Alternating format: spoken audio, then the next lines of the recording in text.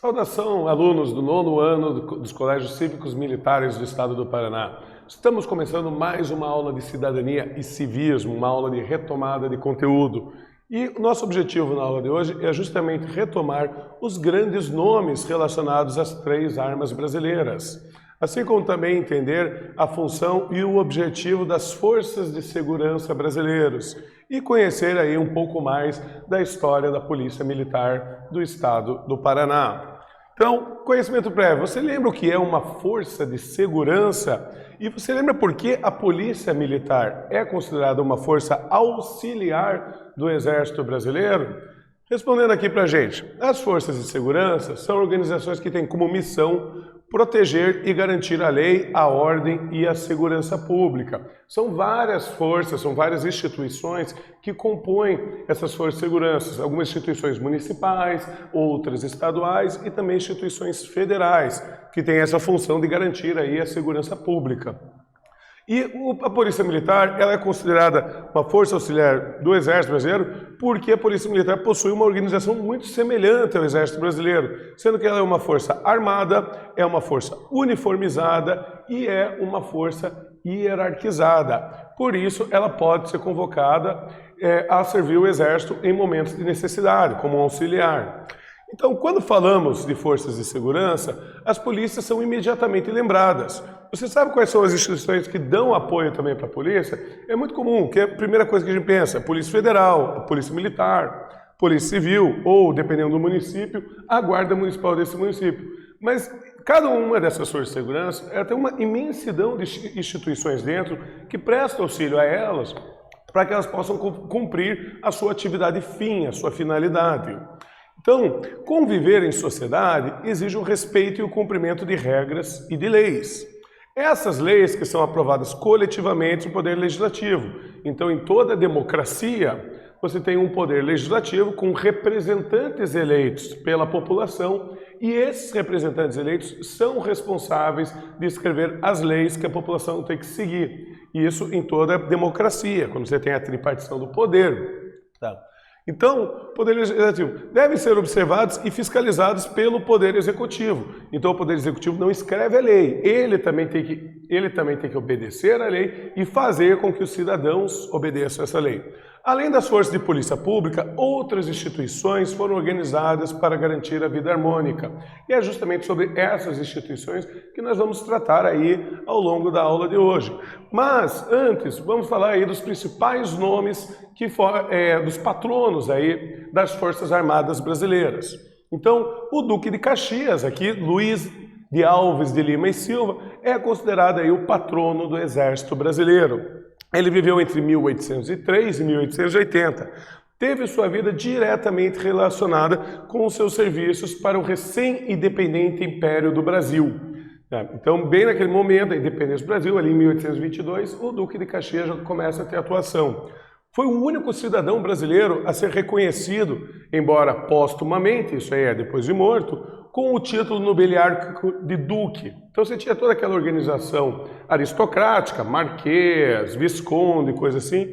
Esse foi o único duque que houve no Império Brasileiro, que é a mais alta honraria da nobreza no Brasil. Foi dado então ao patrono do Exército. Ele teve atuação em diversas guerras e conflitos no território brasileiro, tendo também lutado na Guerra do Paraguai. Muito importante suas campanhas lá, nessa que foi a maior guerra que aconteceu na América do Sul.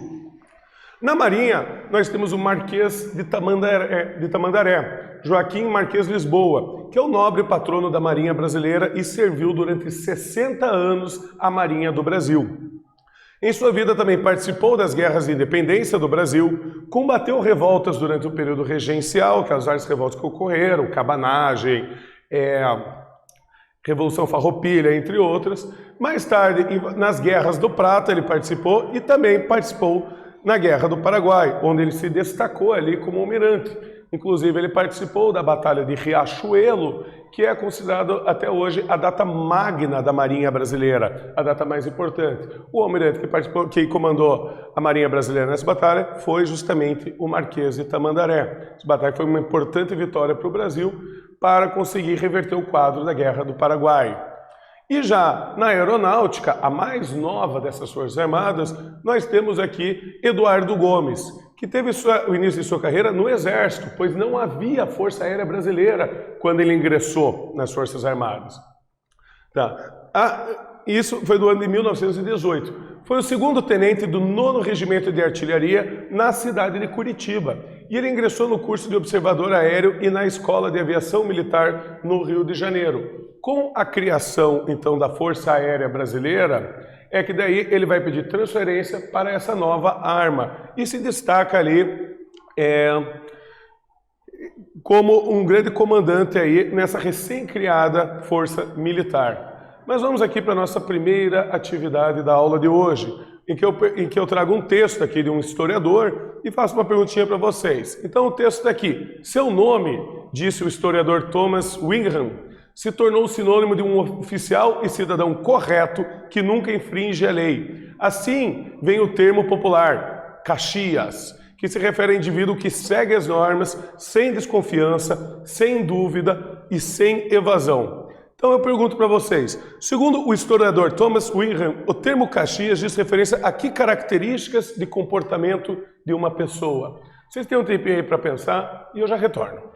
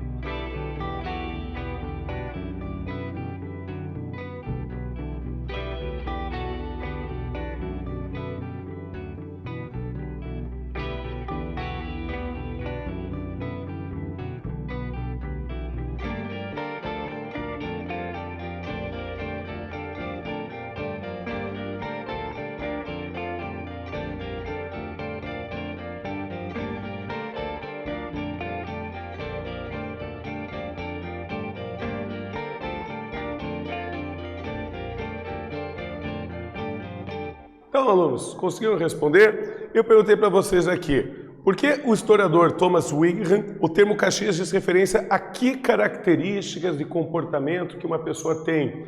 Minha sugestão de resposta está aqui. Segundo o historiador, o termo Caxias diz referência à postura de Duque de Caxias, de sempre agir de forma íntegra, de agir de forma correta e dentro do Estado, defendendo e seguindo rigorosamente a lei e defendendo a ordem estabelecida no período imperial. Então, a origem desse apelido, se dizer, aquele colega ali é muito Caxias, você está querendo dizer o quê? Que ele é muito correto, que ele faz as coisas direito, que ele estuda direitinho, que ele obedece o professor, o pai, a mãe. Então, isso aí tudo é uma herança, esse apelido, justamente da postura pessoal, da personalidade pessoal de Duque de Caxias. E aí, para auxiliar as forças de segurança pública, quais são as forças auxiliares que a gente vai abordar aqui? Bom, uma delas muito importante é a polícia científica, que é parte integrante das polícias civis e estaduais. A polícia científica é responsável por meio de análise científica de evidenciar provas em cenas de crime, podendo assim embasar o devido processo legal em caso de desvios de conduta. Vamos lembrar que só há duas situações claras em que uma pessoa pode ser detida ou ser presa. Uma é o flagrante delito, é quando a polícia pega a pessoa cometendo o crime, no ato. Então ali ela já pode ser detida, você não precisa discutir se ela realmente é criminosa ou não. E a outra situação é com um conjunto de provas e evidências que apontam essa pessoa como responsável pelo crime. Os responsáveis de criarem essas provas, de acharem essas provas, conseguirem evidenciar, é justamente a polícia científica. Ali, então, fazendo, por exemplo, uma análise do celular da pessoa, dependendo da natureza do crime, impressões digitais, fios de cabelo, ou qualquer coisa que evidencie o envolvimento da pessoa na prática de um delito. Esses aqui são os grandes responsáveis por desvendar os crimes. Nós temos também a Força Nacional de Segurança, que ela foi criada em 2004 e subordinada ao Ministério da Justiça e Segurança Pública. A Força Nacional de Segurança visa auxiliar no pensar a segurança pública de forma nacional, não só local, prestando auxílio aí às forças de segurança estaduais. Nós temos aqui soldados e viaturas, justamente da Força Nacional de Segurança Pública. Isso porque a Polícia Civil e a Polícia Militar Estadual, elas são órgãos do Estado, elas respondem ao governador, ao secretário de Segurança Pública. Então, cada uma delas tem a função de pensar de acordo com o seu Estado. Mas muitos crimes, eles não têm fronteiras, eles passam de um Estado para o outro. Por conta disso, a Força Nacional de Segurança, ela presta serviço de pensar os estados coletivamente, como um todo, e também prestar auxílio a esses estados em momentos de emergência, podendo haver uma intervenção aí da Força Nacional de Segurança para garantir o controle da segurança pública e a ordem nessa região. E nós também temos uma outra modalidade policial, que é a Polícia do Exército. Tá? As próprias Forças Armadas se mantêm vigilantes quanto ao comportamento de seus integrantes. Todas as Forças Armadas mantêm suas próprias polícias para controle interno. Então a Marinha tem a sua própria polícia, a Aeronáutica tem sua própria polícia e o Exército também. Isso por quê? Porque essas instituições são regidas por um código diferente, que é o Código Militar. Então ali há práticas diferentes de crimes que também necessitam ser coibidos, de acordo aí com a doutrina militar.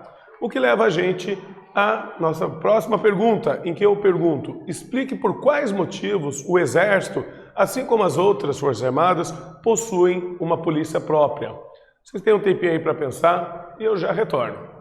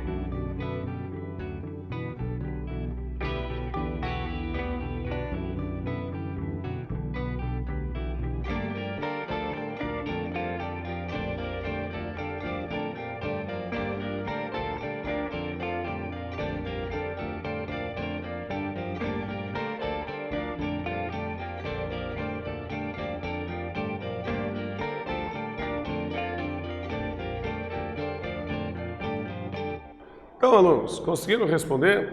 Lembrando sempre, uma questão discursiva, o seu texto não precisa estar exatamente igual ao meu. Mas eu perguntei para vocês, expliquem por quais motivos o Exército, assim como as outras Forças Armadas, possuem uma polícia própria. Está aqui uma resposta. Isso ocorre pois os militares estão submetidos a um código de conduta próprio, baseado no Estatuto dos Militares, que é do ano de 1980. e no Código de Hierarquia Militar, que ocorre em legislação diferenciada do Código Civil. Então as pessoas civis elas respondem aí ao Código Civil, que rege aí a nossa sociedade. Já os militares estão numa situação diferente, eles respondem ao Código Militar e possuem suas regras próprias e sua legislação distinta. Mas vamos falar aí da Polícia Militar do Estado do Paraná, essa importante instituição para a segurança pública. A criação da Polícia Militar do Paraná foi com a criação de uma unidade de caçadores. Como assim caçadores? Caçadores é um tipo de infantaria leve, que usa armamentos mais leves, não usa armamentos muito pesados. Isso ocorreu no ano de 1854 e foi denominada de Companhia de Força Policial. Ainda sem estar completamente organizada, ela já foi convocada pelo Exército a ingressar nos corpos de voluntários da pátria, isso no contexto da Guerra do Paraguai, onde ela passou a atuar e a guerrear. A Companhia de Forças Policiais era formada por 3 companhias, foi encaminhada para o treinamento no Rio de Janeiro e integrou o 25º Corpo de Voluntários da Pátria. E em seguida, o 31º Corpo de Voluntários da Pátria. Fruto de muitos elogios, foi o último Corpo de Voluntários da Pátria a ser desmobilizado. Então veja que a Polícia Militar do Paraná teve uma atuação longa dentro do contexto da Guerra do Paraguai, tendo sido o último a ser desmobilizado. E participou de grandes batalhas, como a Batalha de Tuiuti, a Batalha de Curuzu e as batalhas de Tororó e de Avaí, o qual ela teve participação ativa na defesa do Brasil. E ali, até aquele momento, a polícia ela era vista como uma instituição do Estado. Então, a polícia ela serviu o quê? Para garantir a segurança, a ordem em nome do Estado. Depois da ditadura de Vargas, que durou de 1930 até 1945, surgiu um novo conceito de polícia militar, o conceito justamente de polícia cidadã. Então, com o fim do Estado Novo e da ditadura de Vargas, a polícia assumiu uma nova postura, de uma polícia de Estado para uma polícia cidadã, voltada principalmente para a proteção dos cidadãos. Qual que é a diferença aqui? É que antes o objetivo principal da polícia era a proteção do governo. A partir de então, a ideia é que a polícia militar deveria estar presente para proteger os cidadãos. Então é formada aí várias instituições dentro da polícia militar, como por exemplo a patrulha escolar, responsável aí pela proteção do patrimônio e da segurança das escolas públicas do estado do Paraná. Então se fazendo mais presente aí para o ponto de vista do cidadão. Mas vamos então para a nossa última atividade da aula. Após o fim da ditadura de Getúlio Vargas e o fim do Estado Novo, houve uma importante mudança na função das polícias militares em relação às suas funções primordiais. Qual foi essa mudança? Vocês têm um tempinho aí e eu já retorno.